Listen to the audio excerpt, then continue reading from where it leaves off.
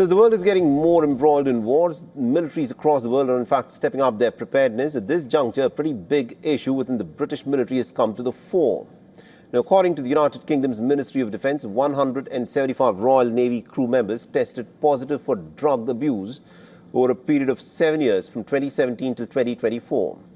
Now, what makes this worse is that these sailors had served the country's elite nuclear submarine force. In 52 of these cases, the sailors were apparently caught taking narcotics while they were on a submarine, and 12 of these cases happened in the year 2024.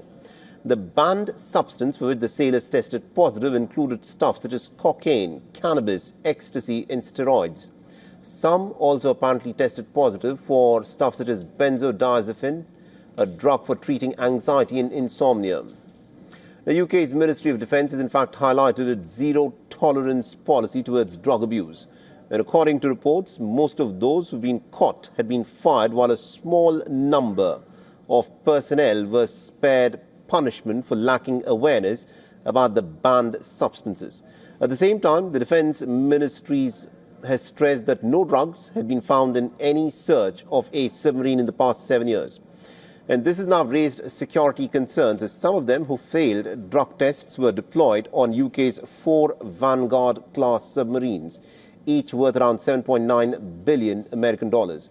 And they carry the United Kingdom's ultimate nuclear deterrent, which is the Trident II ballistic missile that has a range of nearly 7,360 kilometers.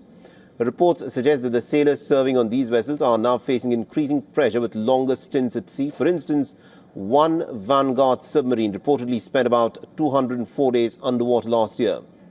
However, this is not an isolated case. Earlier in January, reports revealed that over 20 soldiers serving in the United Kingdom's 32 Engineer Regiment based in Yorkshire were likely to be sacked for drug abuse. Close to 1 out of every 10 personnel of this unit had reportedly tested positive for drugs, and this was seen as one of the biggest drug scandals to have hit the army. And amidst this, the US is also treading a completely different path, facing a recruitment crisis. The United States is now allowing people having a single conviction for possession of marijuana or associated items to enlist in the army. And previously, such convicts could, of course, join the forces only after waiting for 24 months and passing a drug test.